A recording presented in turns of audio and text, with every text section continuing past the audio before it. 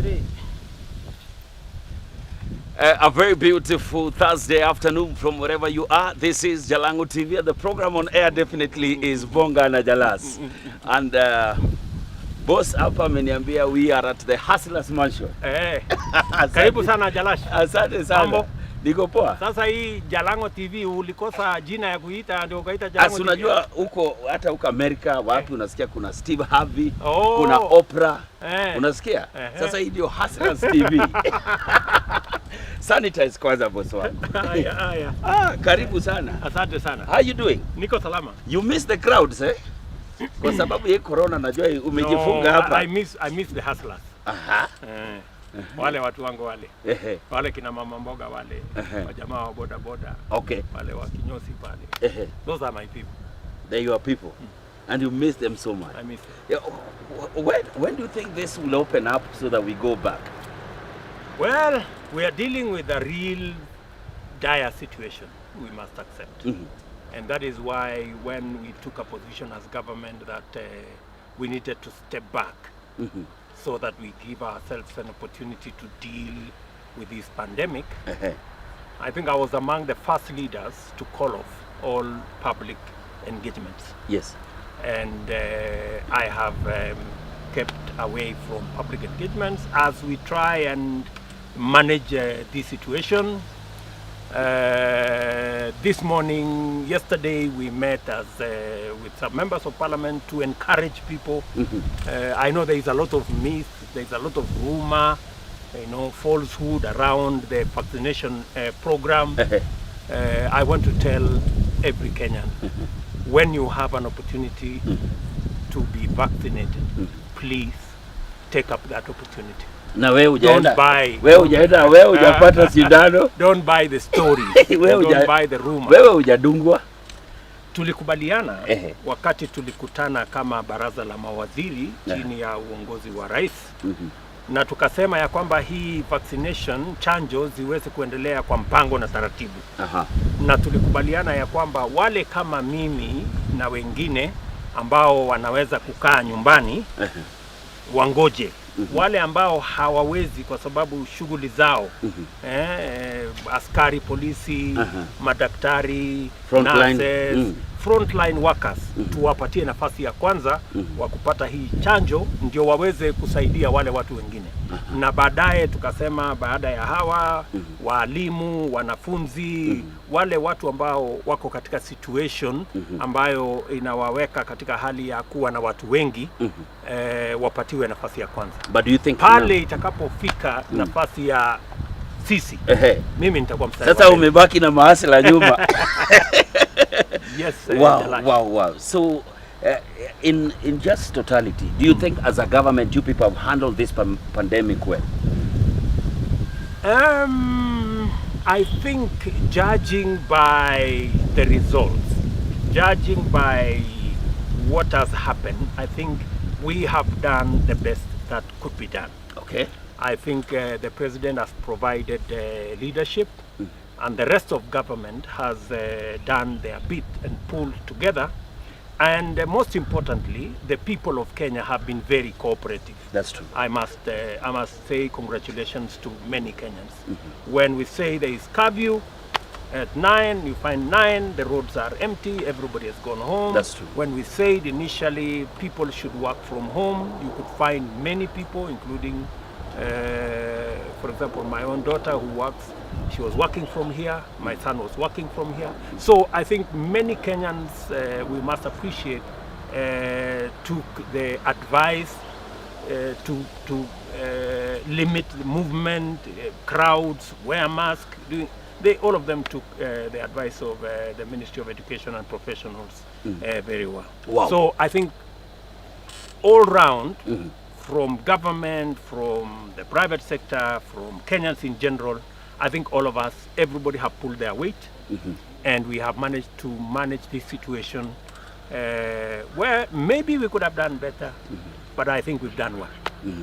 Lakini mahasla wameumia sana. Ni kweli mahasla wengi wameumia kwa sababu hustles ya watu wengi imepata matatizo kwa sababu watu wengi ambao wanafanya biashara katika ile inaitwa SME sector. SMEs, yeah. Ndio wameumia sehemu kubwa. Lakini hata na hivyo mambo sasa yatabadilika kidogo, wakati ilikuwa imepungua, kutokea nafasi ya watu kurudi kazini, kufanya biashara hapa na pale. Watu wametumia mbinu mpya, you know, hata katika mahoteli sanitize, kuosha mikono, so that life can still move. Wow. But now, as we now start this whole conversation, why are you a lone ranger? Why are you a lone ranger? Leo hii, saizi, as we go on, ODM have just released a statement talking about an alliance, okay? An alliance. Akina Mdavadi pia pale wameongea juu alliance. Why are you alone? Why are you a lone ranger? Lakini mimi niko na wewe Jalango. Bwana. Why are you alone? Why are you alone? Do you really believe I'm alone? Okay, you see, you have the people. But let me tell you, you know, there is a perception in Kenya that unless you are working with so-and-so, who is the son of so-and-so, and unless you are working with the leader X, who is a tribal leader of that group, or unless you are working with those people, you are working alone. Let me tell you, Jalango. Yesterday, I met here with 140 MPs. Okay. MPs are elected leaders, elected by the people of Kenya. Do you understand? Yes, sir. None of these competitors of mine, yes, whether it is Baba, he cannot put together 140 MPs. Maybe he can try 80. My friend, the leader of ANC, at best, he can maybe try 12. You know? My friend Wiper, maybe he can try 19, 20. The good man from Bungoma with his Ford Kenya, maybe he can try 8, 9, 10. Now tell me, between this gentleman, the hustler, who can put together 140 MPs, and the guy who can put together 20 MPs, who is alone? Sanitize. Sanitize. Why, upendi yale nimesema ndio. Lakini ndio ukweli. So you are not alone. I mean, surely there is no political formation today in Kenya larger than the hustler movement. Okay. There is no political formation. But hawa watu wengine sisi ambao tuko katika hustler movement tumesema hatutaki ukabila. Yeah? Ndio unaona tunasema sisi ukiona wale wabunge walikuwa hapa jana. Wabunge kutoka Pwani, kutoka Northeastern, kutoka Western, kutoka Nyanza, kutoka Rift Valley, kutoka Central Kenya, kutoka kila sehemu ya Kenya walikuwa hapa jana. Okay. Kukifanywa mkutano ya ANC kwa mfano, chairman ni mtu ya Western, vice chairman, deputy party leader, secretary general, wao wenyewe walikuwa wanatuambia jana kwamba kila mtu pale ni wa kutoka jamii moja. Sasa kati yetu na wao, what are they doing? Unajua tofauti, kuna tofauti mkubwa Jalango kati ya sisi na wale. Sisi tunaamini kwa umoja ya Wakenya. Okay. Wao wanaamini kwamba ati lazima wewe Jalango uende utengeneze chama ya kabila yako, alafu uwe na kiongozi wa kabila yako, alafu huyo kiongozi wa kabila yako na chama yako ya ukabila yako mkuje muongee na mwingine wa chama yake na kabila lake. Hiyo ni Kenya yenye imerudishwa nyuma. Hatuwezi kuwa pale, and that is why the difference between us and those people is like day and night. The only other party that we can talk of that has a national following and a national image is ODM. Zile zingine zote ni chama ya jamii bwana. So lakini nduru za hapa na pale zinasema unapanga kufanya kazi na baba. Wacha fununu. Unapanga kufanya kazi na baba. Utawacha. Na Ruma utawacha. Duru ati hapa na pale. Imekuwa kama ule mtu wa manyunyu ya hapa na pale, ule wa Bwana Francis. Hauwezi fanya kazi na baba kwa nini? Mimi nataka nifanye. Ati? Nataka unisikize vizuri wewe. Nakusikia. Kwani baba amekutuma? Hapana. Nataka unisikize vizuri. Mimi nimefanya kazi na hawa wangwana wote. Nimefanya kazi na baba, nimefanya kazi na kina Musalia, nimefanya kazi na rafiki yangu rais wa Kenya wa sasa Kenyatta. Nimefanya kazi na hawa watu wote. Yale mimi ninalenga wakati tumefanya kazi na rais, mimi nimekubaliana na yeye ya kwamba tuondoe siasa ya ukabila. Hatuwezi kuendesha siasa ya Kenya kwa mirengo ya kabila hii na kabila hili. Lazima tuweke Wakenya pamoja. Ndio sababu tulivunja vyama karibu 12 tukaunda Jubilee. Right?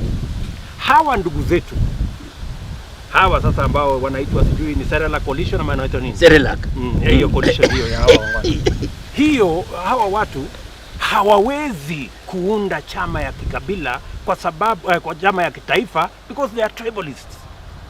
There is no way unaweza kumwambia mmoja wao ati aache chama yake ya kabila yake awe katika chama ya kitaifa. Hawezi kukubali because in their mind they are tribal leaders. Wewe unanielewa? Kabisa. So mimi nitafanya kazi na viongozi wote yeyote Kenya ambaye yako na mawazo na mipango ya kitaifa ya kuunganisha Wakenya, ya kushughulikia mambo na mahitaji na matakwa ya watu wa chini. Ndio tunasema hii mambo ya hustler movement, my friend, ni kusema ya kwamba tunataka kila mtu Kenya awe na heshima na apate nafasi ya kufanya aidha biashara ama kufanya kazi. Ndio sisi wote tuchangie katika kulipa ushuru, ndio Kenya iweze kwenda mbele. Hatuwezi kukubali ya kwamba kuna Kenya ya watu wa kujivunia na kuna Kenya ingine ya watu kuvumilia. Hapana. Na unajua shida ya Kenya ni kwamba kuna watu katika fikra na mipango yao ni kwamba ili Jalango apate lazima Ruto akose, ama ili Ruto apate lazima Jalango akose. Ile inaitwa win lose. Sisi tunawaambia kuna mfumo mpya, wachaneni na win lose. Tuna ingine inaitwa win win. Kila mtu Jalango anaweza akapata na Ruto pia akapata, na kwamba mtu mdogo pale tukimsaidia, mama mboga, badala ya kupata shilingi 100 kila siku apate 500, pia atakuwa na uwezo ya kusonga mbele katika ile ladder ya uchumi, na yule mtu ambaye yako juu pia atapata nafuu kwamba ako katika nchi ambayo kila mtu anajivunia. Wow. So that is where we are going, my friend. Now, sahi uko Jubilee ama uko UDA? Uko UDA ama uko Jubilee?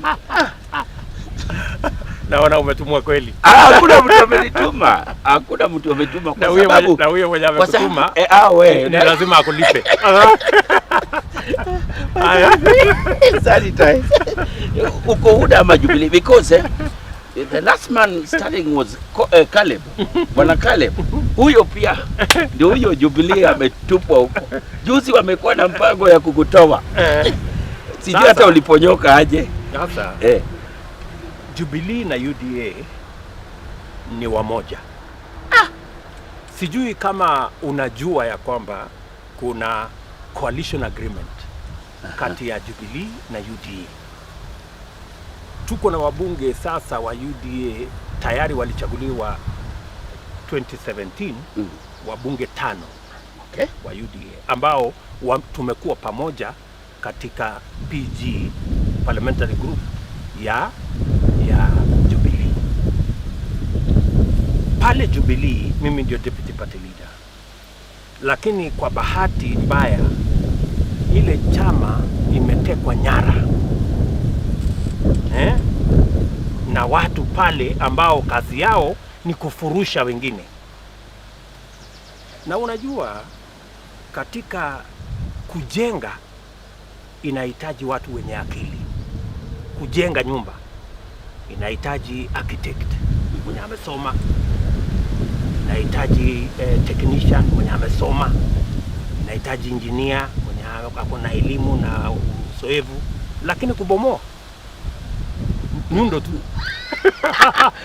Unaanza kumchukua tu mtu ambaye hata hajaenda hajui chochote, hata mtu ambaye si anachukua na kubomoa. Hiyo ndio inafanyika. Wale wanabomoa chama ambaye tulijenga. Mara fukuza hawa, mara fukuza wale, toa hawa kwa kamati hii, fukuza huyu kwa hapa, toa deputy president, fanya hii. Na unajua hiyo harakati yote, hakuna mkutano ambao unaitwa wa kujenga chama.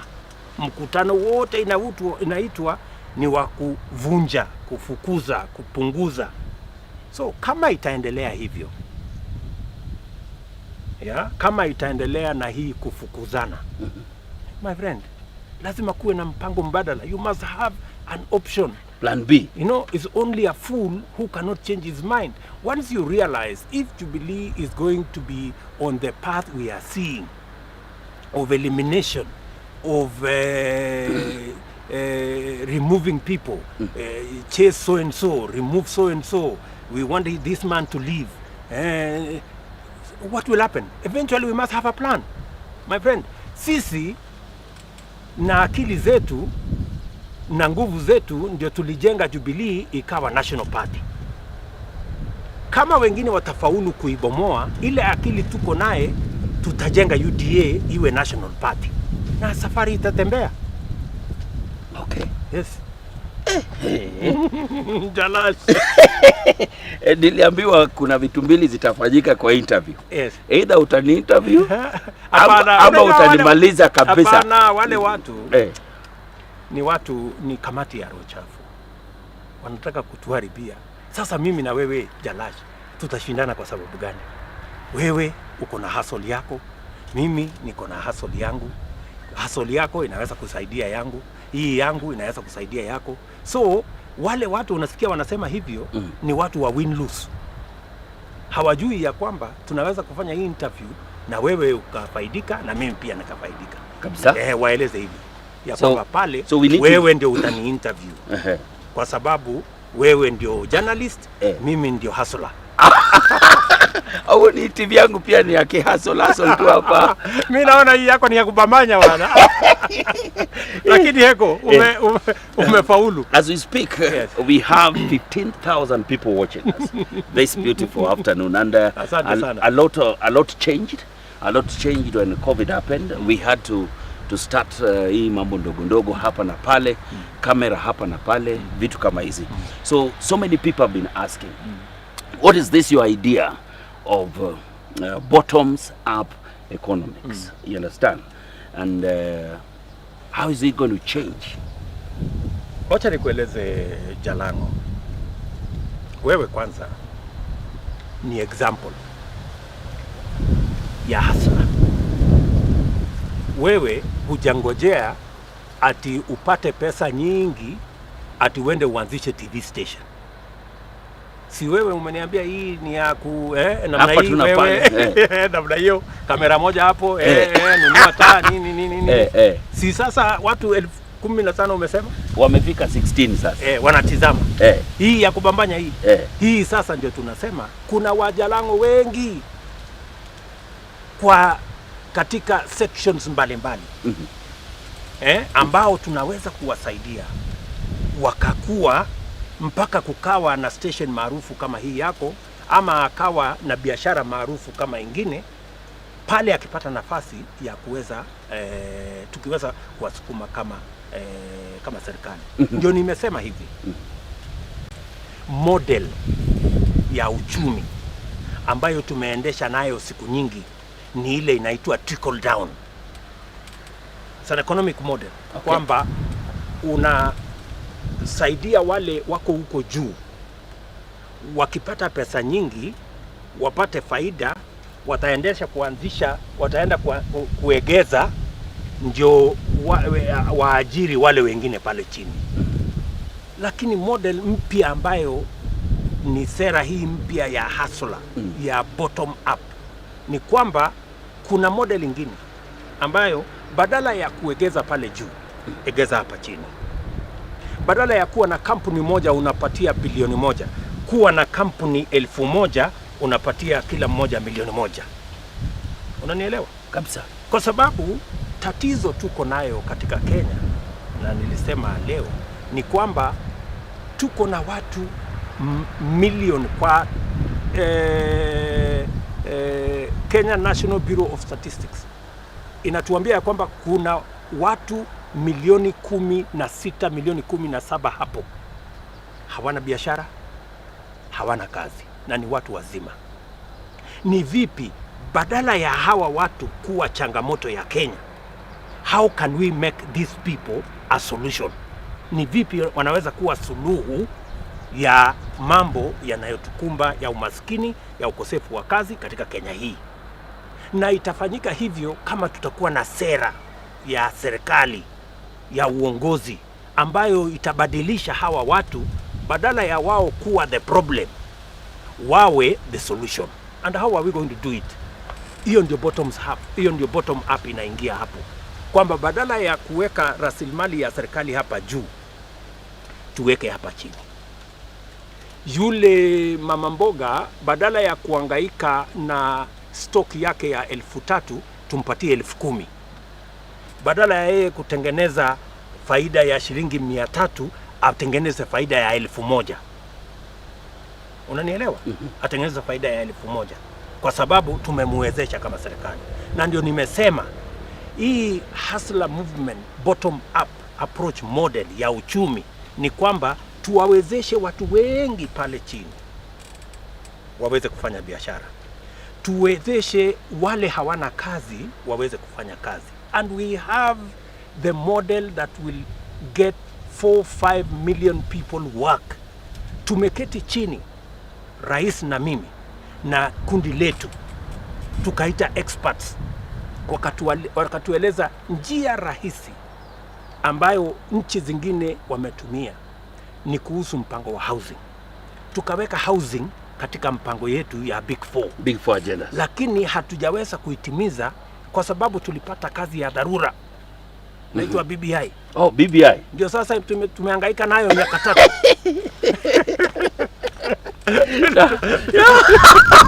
Sasa emergency kubwa.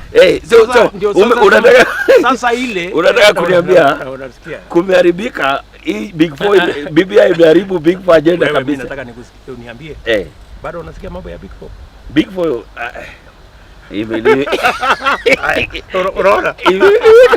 imekawia sana kabla nisikie mambo ya Big Four. Ni kwa sababu hii hewa yote, mambo haya yote sasa ni mambo ya BBI. Na hii BBI, na mimi by the way, watu wengi wamekuwa wakinisukuma, sijui Ruto anapinga BBI. But it's stand yako kwa BBI. The only quarrel that I have with this engagement is that it has diverted our attention, energy and focus from what legitimately would change this country. The program on housing that will create 4 million jobs has since stalled because we are engaged in an exercise to create 3 positions and maybe 100 members of parliament. Really, between Jalango, between creating 3-4 positions and 100 members of parliament and creating 2-3 million jobs for ordinary Kenyans, which one is a priority? Of course, yes, jobs to Kenyans. I mean, that's where we are. So, na mtu asikuambie, kwa sababu unajua saa hizi hapa kiwanja hapa tunauziwa ukabila. Unajua fulani, kiongozi wa kabila fulani anakutana kiongozi wa kabila fulani, kwa sababu shida ya Kenya ni ukabila, kwa sababu shida ya Kenya ni umaskini. Let me tell you, my friend, shida ya Kenya si ukabila, shida ya Kenya si umaskini, shida ya Kenya ni uongozi. Ni uongozi. Ni vipi tulijenga reli ambayo imengojewa miaka 30? Uongozi. Ni vipi tumejenga kilomita 7,500 ya lami ambayo hakuna serikali nyingine imejenga kwa muda wa miaka 8? Uongozi. Ni vipi tumeunganisha stima? Kenya ilikuwa na stima 2.3 million for 50 years. tumeunganisha from 2.3 million mpaka 7.7 million, yeah, in 8 years. What is the reason? Uongozi. Unanisikia? So that is where we need to sort out. We need to sort out leadership. And I am telling you as a Kenyan and as a Kenyan leader. So hawa ambao wanatuambia ati njia ya kupeleka Kenya mbele ni kufanya ukabila na kuunganisha kiongozi ya kabila hii na kabila hii na kabila, wanatudanganya. That's not the problem. That's not where you'll get the solution. The solution is in leadership that will make sure that every Kenyan has an opportunity. The environment is created for every Kenyan to actualize their hustle, to actualize, to get a job, to actualize their business, to actualize their enterprise. And I'm telling you, mtu asikudanganya ya kwamba haiwezekani. Inawezekana. Inawezekana. And we are going to do it by the grace of God. As the 5th president. As the 5th president. Kwa mapenzi ya Mungu. Lakini kuulize Jalash. Si nikiomba kura yako uta lazima uniconvince kabisa. Lazima. Sanitize.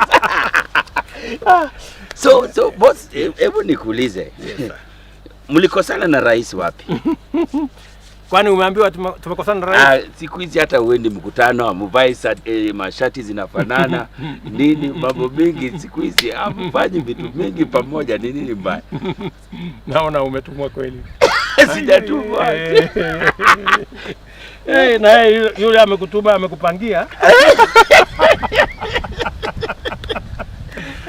Anyway, acha nipeleze. Ni nini lifanyika? Rais ni rafiki yangu. Na tumetoana mbali. Na naheshimu vile yeye, unajua kama binadamu unaweza kuamua, nataka nifanye hii kazi hivi, nataka hii kazi nifanye na fulani, nataka hii kazi ifanywe na mwingine. Hiyo ni uamuzi wake. Yale majukumu ambayo niko nayo, ambayo ni ya kisheria na ya kikatiba, mimi nayatekeleza. Yale mengine ambayo ni wajibu ama ni jukumu la rais kuamua ni nani atafanya hii ama lile, ukipatana na rafiki yangu rais, na naamini ya kwamba una mbinu ya kuweza kumfikia, utaweza kumuuliza na atakueleza. What about this story hii watu wanaongea sana last month. Ukienda na wewe umekusanya mastori. Sijakusanya mastori zingine, hata wewe mwenyewe unajua bwana. Zingine wewe mwenyewe unajua that when you go for this donations and all, kuna pesa unapatiana, ingine inachukuliwa, unarudishiwa, ingine tena basi sijui imechukuliwa, ingine imerudi. Nini wewe unadonate ukichukua? Hiyo ni propaganda yako. Nadi fitina. Unajua hiyo story ya basi? Unajua wale wale wako na, unajua wale nimewashinda na akili. Sasa wananipangia njama ya fitina. Kwanza walinipangia wakasema, huyu mtu hii pesa anatoa wapi? Wakati hiyo ilishindikana, wakasema hapana, tubadilishe mambo. So ndio wamekuja na hii, unajua amechoa, alafu si uliona kule Bomet wale watu wa bodaboda, wale watu wote walienda wakasema pesa iko kwa benki shilingi milioni 4 na laki 4. Si wenyewe wale wakasema tulinunuliwa na Nick Salat, tuende tufanye hii burugu, tutengeneze hii uongo kwa nia ya kisiasa. Nimeenda kwa mfano kwa sababu hii shida ya uongozi wenye akili ndogo iko kila mahali. Nilienda siku moja Bungoma. Watu wa bodaboda wa pale Bungoma waliniambia tunataka kununua basi. Tumekusanya kuja utusaidie. Kaenda. Mjumbe, mtu amechaguliwa, ameketi hapa na mimi kwa hiyo function. Akasimama, akaambia wale bodaboda, alafu akarudi kwa lugha ya mama Kiluya pale. Akawaambia sasa huyu mtu hii mchango amelete, nyinyi mkipata mkule hii pesa. Na mimi nimeketi hapo. Sasa bahati yake mbaya, unajua wale watu wa pale ni majirani zangu. So unajua huyu bibi yangu Recho nilimtoa huko Likuyani. So unajua siku hiyo wakati nikim tune hapa na pale kulikuwa na watu wa Western Kenya hapo walikuwa wanashindana na mimi. Walikuwa wanataka demu yako. Sasa ikabidi mimi nikaelewa Kiluhya kidogo ndio niweze kujitetea. Sasa nilikuwa naelewa huyu jamaa anasema nini. Sasa wakati nimesimama kuongea nikawaambia wale watu ya bodaboda, hata hii pesa mkifanya vile huyu amewaambia ati mtumie vibaya, muharibu, msinunue ile basi mlikuwa mnaniambia mnataka kununua, hasara si yangu, hasara ni yenu, kwa sababu faida ya nyinyi kununua basi sio yangu. Nyinyi mkinunua basi mtakuwa na pesa, mtasaidia watoto wenu, mtajisaidia. Kwa hivyo you have to decide whether you are going to do what you have told me you want to do, or you want to be cheated by this one. Huyu mtu ambaye yako na mshahara ni mbunge, ndio ujue hii Kenya iko na shida ya uongozi. Mjumbe, ati mjumbe mzima anaambia wale watu msiende kununua basi, nyinyi gaweni hiyo pesa na mkule, asif mimi nitapata hasara. Mimi nitapata hasara gani? Mimi nitapata hasara gani? Nilienda pale kusaidia. Wow. So that's the kind of problem you are facing. So hii ni ukora tu ya ni ukora tu. Shule iko na basi yao kila bucha. Wewe si uende Kianjai uone kama kuna shule, kama kuna basi ama hakuna basi. Si upige simu wewe. You are a journalist. Enda piga simu leo uulize Kianjai basi yenu iko ama haiko. So mimi sitatishwa na hawa. Unajua mimi nimezoea hii siasa. Na hii siasa mara nyingi nimeambia watu, hii siasa ni kama umeuliza kazi ya upishi. Pale jikoni kuna moshi, kuna joto, kuna makelele, lakini lazima uvumilie, kwa sababu bila jasho na moshi chakula ile haivi bwana. Sasa hii hata na hii makelele yote hii nitaiivisha. Itaiva. Itaiva. Sasa na itaiva na watu kama Dismas wameanza kutoroka. Dismas alikuwa na mimi hapa jana. Tumekula lunch na yeye. Ukamwambia boss, na ni joto jingi imekuwa jikoni. Nikamweleza wewe bwana, hii ndio hali. Tuliza boss. Hii ndio hali ya upishi. So ako team hustler, kuna mahali team hustler kabisa. Nimwambia wewe pumzika kidogo alafu nitakuwa. Unajua uzuri. Mahali sasa mimi nimefika. Kazi yangu ya ziada ni kusaidia wanasiasa wengine, the younger politicians, to mentor them, to assist them, and that I do proudly, because part of succeeding in leadership is to mentor other leaders to even be better than yourself. Unanielewa? Sasa hiyo ndio kazi mimi nafanya. Kuna vijana wengi wanasiasa wapya, ni jukumu langu to help them, to understand how to do things namna hii. Na hiyo ndio nafanya. Huyo Didmas ni rafiki yangu, ni mtu ambaye nilikuja nikaketi hapa. Is a very hard working character huyo jamaa. I like him. Ni mtu wa bidii sana. Nilikuja hapa nikamshika mkono, si kujua ya kwamba atashinda kiti ya Kiminini, lakini alishinda. So I have plenty of time. Ni vile tu unajua usoevu. So labda baada ya zoea moto mingi. Joto mingi. Nimepigwa na fulani. Huyu amenipiga hapa ule nini. Namwambia usijali. Kupigwa ni kumaanisha you are going somewhere. Uweze kupigwa kama wewe ni mtu mala hapo. Talking about young politicians and people that are coming up. Msambweni. Lakini juzi vitu imeenda mbaya. Hakuna kitu imeenda mbaya. Let me tell you one. Nini imefanyika? Kabuchai huko, sijui Machakos, sijui wapi. Naona the difference between us and our competitors is that we are a national movement. Yeah? A national movement means you don't field a candidate where you only have a chance to win. Kabuchai, unaweza kuuliza watu ya Wiper mbona hawana candidate Kabuchai? Ama watu wa ANC mbona hawana candidate Kabuchai? Na the only place Ford Kenya can field a candidate is Kabuchai because it's a local village party.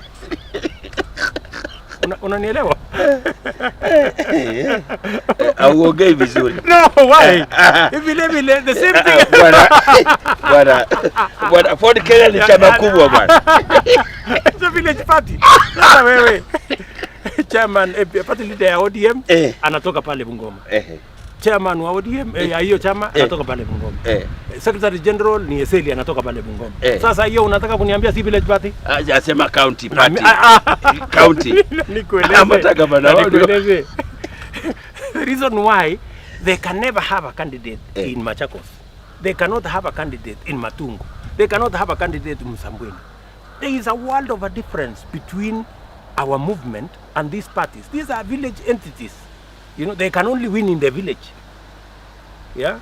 So, the rest of us, we want to build a national network. We want to build a national party.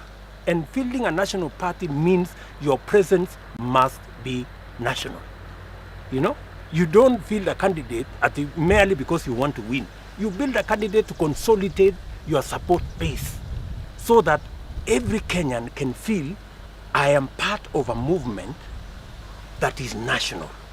Yeah, these other people their politics is different. These are tribal entities. Watu tu ya Wiper can only win seats, small seats hapa Ukambani. ANC can win a few seats pale Kakamega. Ford Kenya can only win a few seats pale wapi? Bungoma. And as we talk, we have the same number of seats in Bungoma. We have 3 seats in Jubilee. There are 3 seats in Ford Kenya. Sasa unataka kuniambia, and then they have nothing anywhere else. Wanakwamia hapo. Apart from me siasa yako, uliwacha kuuza kuku. Jalango. Sasa nitawachia nani kuuza kuku? Unataka niwachie nani kuuza kuku? Unajua mahali umepata baraka uache. So mimi nauza kuku sana. Nauza mayai. Nauza kuku. Nauza vifaranga. Hiyo ni hustle moja. Hiyo ni hustle moja, mimi niko hapo chonjo sana. Kuku na mayai. Kuku, mayai, vifaranga. Ukitaka kuku ya broiler ya nyama. Ukitaka vifaranga ile, alafu wewe pia uende uanze pale. Ukitaka mayai. Hiyo ni hustle ya kule Sugoi mimi naendesha. Huko Sugoi. Ng'ombe kidogo. Ng'ombe hapa na pale, lakini sana kuku. Hii kuku umeshikilia sana. Lakini ndio hivyo. Pale ndio napata riziki bwana. Utakula stock wewe. Unaona wewe, wacha kuniharibia jina. Wacha kuniharibia jina. Mimi siwezi kula stock. Kama ningekula stock, hiyo hustle ingekuwa inaendelea. So kabisa ulikuwa unasimama kando ya barabara na kuku hivi. Unajua kuna wakati hata ukienda upande wa sema unaenda Bomet, ukifika hapa Mulotu, ukifika utaona vijana na sasa hiyo ndio kazi yangu sasa. Hapo naelewa sana. Unaona pale ukienda ukipita Eldoret. Upike mile 9 kabla ya Turbo. Hapo kuna mfuko ya reli. Sasa hapo nilikuwa nafanya hiyo biashara. Gari zinakuja kama umeshikilia. Tulikuwa tunauza kuku hapo shilingi 11, shilingi 12. Sana ukibahatika 14 bob. Na hii ni jogoo na mwea na nini. Leo kazi, you know, that's part of life. It's part of growing. Sasa hii kuku imefika 800 shillings. Kabisa? 1000. Kuku nyingine 1500. What's your favorite song? Wewe Jalango. Unajua mimi najua upendi reggae. Mimi ni najua upendi reggae. Na mimi naona hapo ndio unanielekeza. Najua upendi reggae. Upendi reggae. What's your favorite song? Unanielekeza hapo kwa reggae. Na mimi siko hapo. Mimi my best artist ni Solomon Mkubwa. Mungu mwenye nguvu. Mungu mwenye nguvu.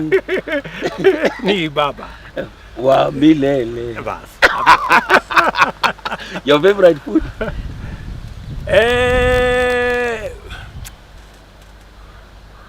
Ni nyama choma tuseme. Nyama choma tu.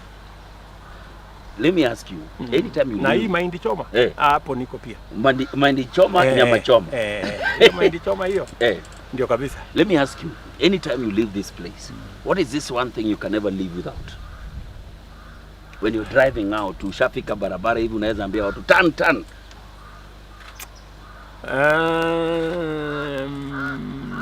Jalango, unajua ukiwa hustler unazoea to live with anything and to live with any situation, you know, so nothing is really too important to me.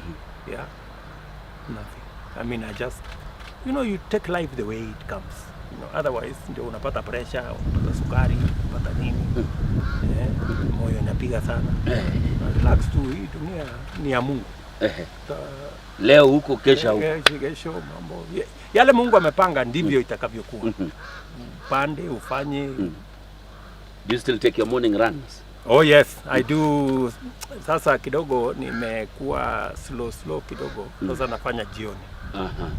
Na unatoka huko nje Hapana, gym. Kwa gym. Huko nje sasa unajua nitasababisha. Utanuka. Tunavaa tu mask. Unavaa tu mask. Askari hapa wamenikazia bwana. Kutoka pale gate Kiingereza, Kiswahili, ngoja hii. So hakuna haja ya kusumbuana na watu. What do you miss the most about if you are not a leader? What do you miss the most? Window shopping. Hii window shopping unajua pale tu kudoea kuangalia iko kitu fulani pale, okay. Kuna new style hapo ya viatu. Sijui nini. Kama hii kiatu sasa, niende niangalie ingine hapo. Angalie hiyo window shopping ni kazi mzuri sana. Lakini sasa hii haiwezekani. Hauwezi sahi. Sahi kuna watu wengi watazusha. Itabidi umenunua supermarket mzima. Hapana. Itabidi sasa nivae Google, sijui nifanye nini. Na wewe upendi, wewe unapenda kuwa na watu. Yeah. Wow. Yes, Jalango. Bwana Deputy President. Yes, sir. I know you have a lot of engagement. Nasikia unaenda game Harambee saa hizi. Nasikia kuna watu. The game. Unajua No, yes. Game ya Harambee game huko kwenu huko. Unajua mimi natoka game. Kwanza wewe watu wa Kisumu wanauliza unaenda lini? Unaenda lini? Kisumu Dala mimi niko njiani. Lini? Kisumu Dala lazima niende. Unajua wale watu wa Onjelo Janam wale. Lazima niwatembelee. Kwa sababu niko na maneno na wao. Niko na maneno na wao. Niko na maneno na wao, niende niwaulize maswali. Niko na maswali lazima wanijibu. Wakujibu. Kwa sababu ni marafiki zangu. Na so hiyo game lakini jioni Harambee Stars. Ndio. Versus the Pharaohs. Na mimi nimesema leo ule Marcelo asituangushe. Ati Salah huyu akuja apite na sijui mlango hii. Ati Mohamed ule apite na hapana. Lazima wazuie. Na tutakuwa pale kuwaombea na kuwasaidia. Wow. Your last submission on this camera, sir. Your message to Kenyans. Nataka niwaambie wa Kenya. Mimi nimefurahi sana kupata nafasi ya kuongea na huyu muungwana. Na nikiona Jalango hapa ni kielelezo ya hasla. Mtu ambaye ametoka mahali pasipo na leo yuko na TV station, hata kama ni ya kubamanya hapa na pale. Lakini naona hapa kuna watu karibu 10 hivi wanafanya kazi katika hii kituo ya namna hii. So mimi nataka niseme ya kwamba kwa Wakenya wote kila mtu awe na matumaini. Na ndio tunasema kazi ni kazi. Na ndio tunasema every hustle matters. Hakuna ati moja bora kuliko nyingine. We can have a win-win. Everybody can be a winner. Kazi ni kazi. And we can make this country a better place by making sure that we bring everybody on board. And it is possible for us to remove the win-lose, have a win-win where every Kenyan becomes a winner. Asante sana. Nilikuwa nadhani mama ako around. Mama Recho hayuko. Lakini sasa wewe Jalango, yani mama Rejo unamuuliza wacha hizo wewe. Unataka kuweka machef ndio wanipikie na nimekutembelea hapa nyumbani kwa. Mama ndio. Kama si ya mama wacha. Amepanga? Amepanga. Na juzi by the way tukimalizia ulikuwa chief negotiator ya dawari ya Senator Kihika. Ukaenda ukabambanya maneno hapo. Are you following the couple ama ilikuwa tu ku negotiate na kuachilia? Hata walikuwa hapa juzi. Ule Mburu is like my son. Ni kijana mzuri, ni mtu wa bidii, anakazana. Ni mtu wa kuhustle. Hii dunia nilimkuta akihangaika huku, nikamshika mkono hivi, and he's very hard working character. And I like him a lot. So wakati walipatana na huyu Susan pia ni rafiki yangu, so tukaenda pale tukawaoza, sasa wanaendelea na mambo yao, and I am a very proud person that I am associated with those two. Wow. Asante sana. Twende lunch, si ndio? Karibuni lunch Kila mtu hapa karibuni lunch. Hata mimi unishike mkono, unasikia umeshika mkono wakatoka unishika sivyo unishika mkono. Lakini wewe si mbaya. Mungu amekuonekania my friend. Twende.